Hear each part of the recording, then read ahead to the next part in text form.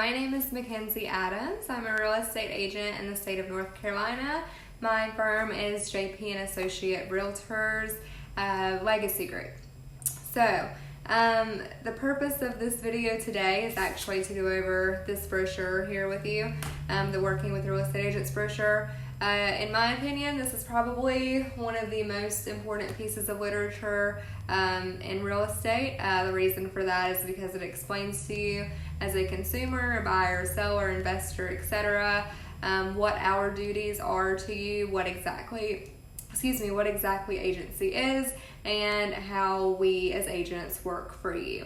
I'm not going to go over this I'm not going to go over this brochure in its entirety today. The reason for that is I am actually going to start a series on my YouTube channel that will be shared on Facebook and Instagram and all of the major social media platforms. Going farther in depth for each type of agency, just to give you a better overview. One, so this video isn't 45 minutes long and I don't blow your mind, but also just because I think it's important to really fully understand what each type of agency is and have that explained to you correctly so that you know what you're getting into as a consumer. This brochure is amazing. It outlines everything about agency, but I do think that there's some more information that I can share with you, whether you're a buyer or a seller or what have you. So I'm going to basically just tell you what this is and the purpose of it, and then that will be the end of this video, and my next video will be exclusively on seller agency. And that hopefully will be out this weekend, maybe not. I do have quite a few appointments this weekend, but if not, sometime early next week, so keep a lookout for that. As soon as I have it out, I'll post a YouTube link to Facebook and Instagram, so make sure you're following us. I say us, I have a teammate named Lisa Goebel. Together we make up your NC Realtor duo of JPAR Legacy Group. So our Facebook page would be facebook.com/YourNCRealtorDuo. Instagram would be @YourNCRealtorDuo, Twitter, etc. So we are on all the social media platforms. All of our information is on each of those platforms, our phone numbers, our emails. So please feel free to reach out if you have any questions about this video, about any of my future videos, or just real estate in general. If you have a question, please don't hesitate to reach out to us. We're great about getting back to you within a very short amount of time. And with there being two of us, we can, kind of assist each other with that, and you always have somebody available to you. So, actually getting into this video, the Working with Real Estate Agents brochure is an official document created by the North Carolina Real Estate Commission. You may see it in this form. This is the form that I usually carry with me, which is the actual brochure. You may see it in a PDF, in an email, a printed out document. They're all the same, and it doesn't really matter which version you get, as long as the agent is explaining to you everything that's in here and you've signed the back of it, it's good to go. So, when I say sign the back of this, you're going to see in big bold letters quite a few times throughout this, I think 3 or 4, throughout this entire brochure, that this is not a contract. This does not bind you to me or any other agent. As your agent, that would, you would have to have a listing agreement or a buyer's agency agreement for that to happen. This is not a contract. So if you sign this, I know it can be kind of weird sometimes and kind of scary, like you walk into a house that you want to see or you just want a tour, you've never met me before, and I hand you this and say, hey, I need you to sign it.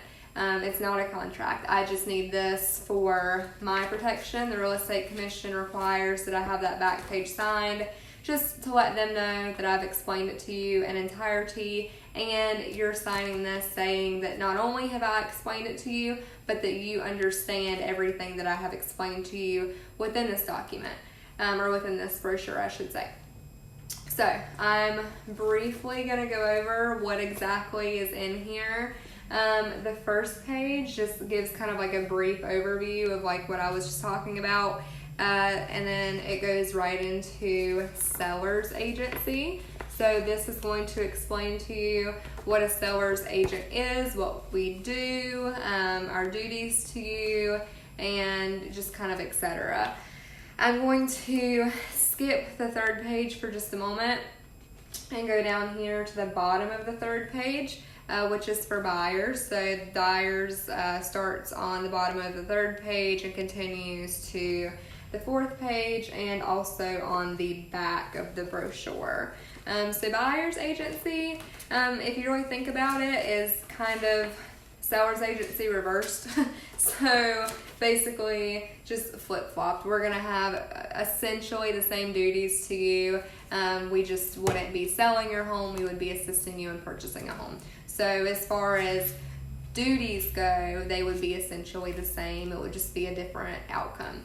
The kind of sticky part that I skipped over for a moment there is dual agency, and there are two types of dual agency. The first is just your standard dual agency, which means that I as an agent or my firm that I work under would represent both you and the seller. So this cannot happen unless both parties have given written consent for the agent, the firm, to work in both the buyer's best interest and the seller's best interest. The reason this is kind of sticky is because if I as an agent am a dual agent for you as my buyer and for you as my seller, I can no longer fully work for you, I guess would be the best way to explain it.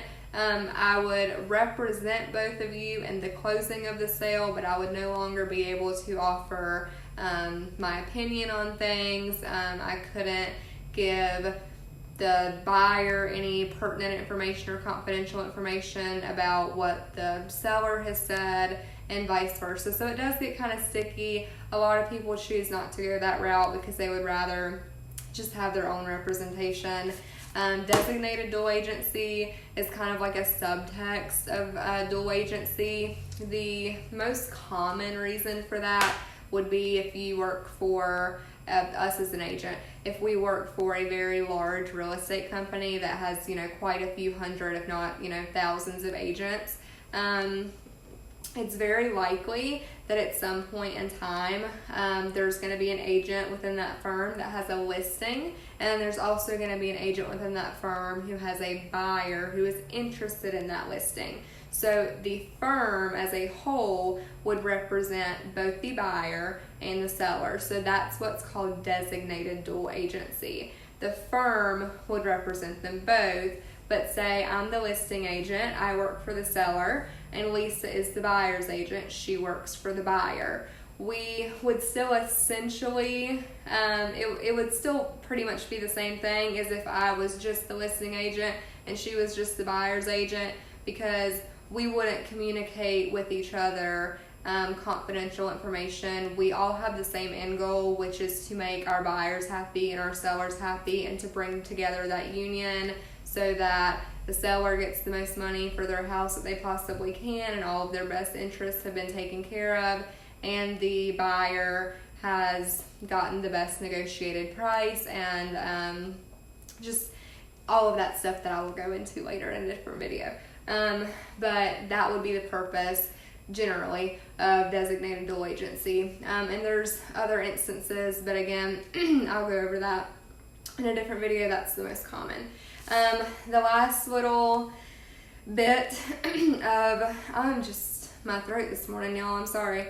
The last little bit of agency that's kind of listed in here, it's very brief. It's at the very bottom of this page here. I will make another video for that too. It just probably won't be a very long one because it's decently straightforward, but it is kind of confusing to a lot of people. It's kind of strange. So what that is seller sub-agency. So what seller sub-agency means is that if you call me because you've seen my number on Facebook and you say, hey Makenzie, I want to go see 123 ABC Street today. Can you take me and show it to me? Yeah, sure, I'll meet you over there at 2 o'clock. So we walk in the door, we're talking. I've given you this because you've given me confidential information.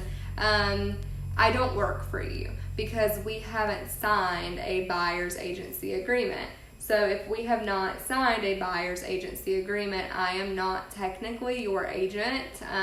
So that in turn means in North Carolina that I work for the seller. So even though I'm not the listing agent, I would be the seller sub-agent. So because I'm not working exclusively with you, because we don't have that signed agreement, technically I'm working for the seller. And it's sticky, it's kind of weird. But that's something that I'll explain more in depth in a different video. Like I said 1,000 times in the studio, I'm sorry. I will have more content coming out soon. Again, I'm hoping that I will have seller's agency coming out within the next couple of days, so keep an eye out for that. Again, Lisa and Makenzie, your NC Realtor duo. Please look us up on Facebook. We would love to have your support. We work really hard for our clients. We do not think about the sale over our clients' best interest. Our past clients can vouch for that. We really do believe in service beyond the sale, and you become a part of our crazy family, bless your heart, when you work with us. So we would love to meet you and learn more about you and hopefully gain your trust to work with you in a real estate transaction. With all of that being said, that is the Working with Real Estate Agents brochure. That is the purpose of it. I hope you have a great day and look out for that video coming up soon. Bye.